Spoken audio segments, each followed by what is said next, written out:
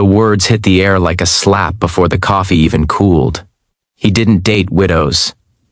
It wasn't cruel in his mind, just practical, a boundary he had rehearsed in his head long before that blind date ever happened. He believed grief left permanent shadows, that loving someone who had already lost a great love meant always coming second to a ghost. He had no idea that moments later, life itself would quietly lean in and teach him a lesson he would never forget. If you believe in kindness, second chances, and the quiet ways life humbles us when we least expect it, take a moment right now to like this video, share it with someone who needs hope, leave a comment, and subscribe to the channel.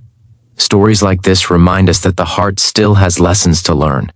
His name was Adam, and by most standards, his life looked perfectly assembled. Mid-30s, stable job in urban planning, a clean apartment overlooking a river that reflected city lights at night. He ran every morning, ate well, avoided emotional messes, and believed love worked best when it followed logic. His friends described him as thoughtful but distant, kind but guarded. What they didn't know was that Adam feared emotional imbalance more than loneliness. He had grown up watching his father disappear after his mother died, a man swallowed whole by grief, leaving Adam to raise himself emotionally. Somewhere along the way, Adam decided he would never let loss ruin him like that. The blind date wasn't even his idea. A coworker insisted, promising the woman was intelligent, warm, and steady. Adam agreed with low expectations, already planning an exit strategy in case the evening drifted into emotional territory. When he arrived at the small cafe tucked between a bookstore and a florist, the atmosphere was soft and golden, the kind of place meant for long conversations. He noticed her immediately, not because she was trying to stand out, but because she wasn't. Calm posture, gentle eyes, hands wrapped around a mug, as if it were an anchor. Her name was Clara. She spoke about her work at a community library, her love for restoring old furniture, her quiet weekends spent walking along the river trails. There was a warmth to her presence that unsettled Adam in a way he couldn't explain. She wasn't trying to impress him. She wasn't guarded either. She simply was. And that made him uncomfortable.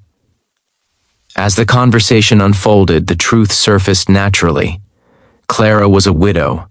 Her husband had died 3 years earlier in a sudden accident. She didn't dwell on it, didn't dramatize it.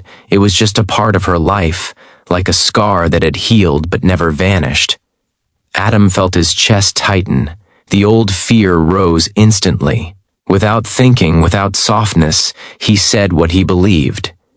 He didn't date widows. He said it plainly, as if stating a preference in food or music. In his mind, honesty was better than false hope. Clara didn't react the way he expected.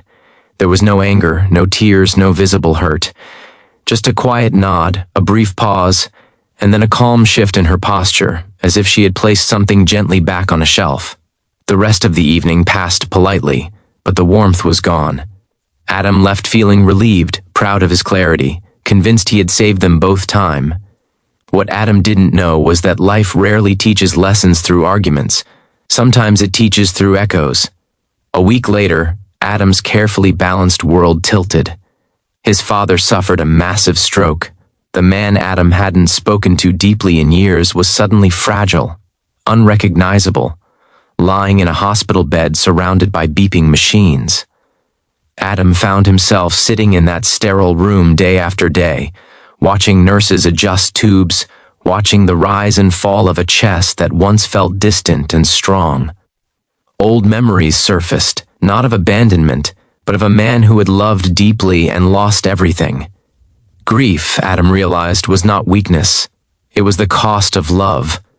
As his father slipped in and out of consciousness, Adam met people in the waiting rooms he had never noticed before. A woman knitting beside her husband's bed for hours each day. A young man reading aloud to his mother even when she couldn't respond. Faces marked by exhaustion and devotion. None of them looked broken. They looked human one evening, exhausted and emotionally raw. Adam wandered into the hospital cafe, and there she was, Clara, sitting alone, reading a book, a hospital visitor badge clipped to her sweater. For a moment, Adam thought he was imagining it. But then she looked up, recognition flickering across her face. She was there visiting an elderly neighbor she helped care for through the library's outreach program, someone with no family left. Clara spoke gently to the nurses, brought homemade soup, read aloud from novels the woman loved. Adam watched from a distance, something heavy pressing against his chest. This was not a woman defined by loss. This was a woman shaped by love. Over the following days, their paths crossed again and again. In elevators, in hallways, in quiet moments of shared exhaustion. They didn't speak much, but something shifted. Adam noticed the way Clara carried grief not as a wound, but as a well of compassion. He noticed how people leaned toward her, how calm followed her like a shadow. And slowly, painfully, he began to see his own fear reflected back at him. His father passed away one rainy morning. Adam stood alone in the hospital room afterward, surrounded by silence so loud it hurt. The grief he had spent his life avoiding finally found him, settling into his bones, refusing to be reasoned away. In that moment, Adam understood what he had judged so quickly before. Loss didn't make someone incomplete. It made them brave enough to love again despite the risk. At the small funeral a few days later, Adam spotted Clara standing quietly at the back, having come to support a nurse she had befriended. Their eyes met, and this time, Adam didn't look away. Something broke open inside him. Not in despair, but in humility. Weeks passed. Adam moved through his days slower now, less certain, more present. He began volunteering at the library, drawn there by something he couldn't name but knew had to do with Clara. They spoke more, not about romance at first, but about grief, memory, and the strange ways life reroutes us. Adam admitted his fear, his words from that night hanging between them like a fragile bridge. Clara listened. Not to forgive quickly, but to understand.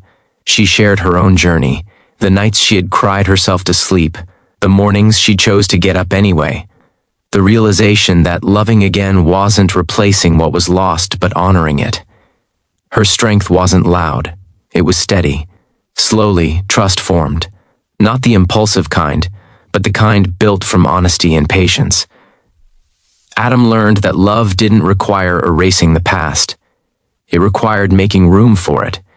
He learned that hearts weren't limited spaces, and that grief and joy could coexist without canceling each other out. The day Adam realized he loved Clara came quietly. They were shelving books together, sunlight filtering through tall windows, dust floating like memories in the air. He watched her smile at a child discovering a story for the first time, and something settled into place. This wasn't second-place love. This was deeper, wiser, real. Adam never said the words he once believed defined him again. He didn't need to. Life had already rewritten them. If this story is reaching something tender inside you, please take a moment near the end to like the video, share it with someone who has known loss, and subscribe for more stories that remind us we're not alone. Before the ending, I want to ask you something personal. Please comment below and tell us one thing life taught you the hard way. Your words might be exactly what someone else needs to read today. Years later, Adam would look back on that blind date not with shame but with gratitude. It was the moment his certainty cracked. The moment life stepped in and whispered a truth he was finally ready to hear. Love is not about avoiding pain. It is about choosing connection, even when it scares you. And sometimes, the people we think we cannot love are the very ones who teach us how to love at all.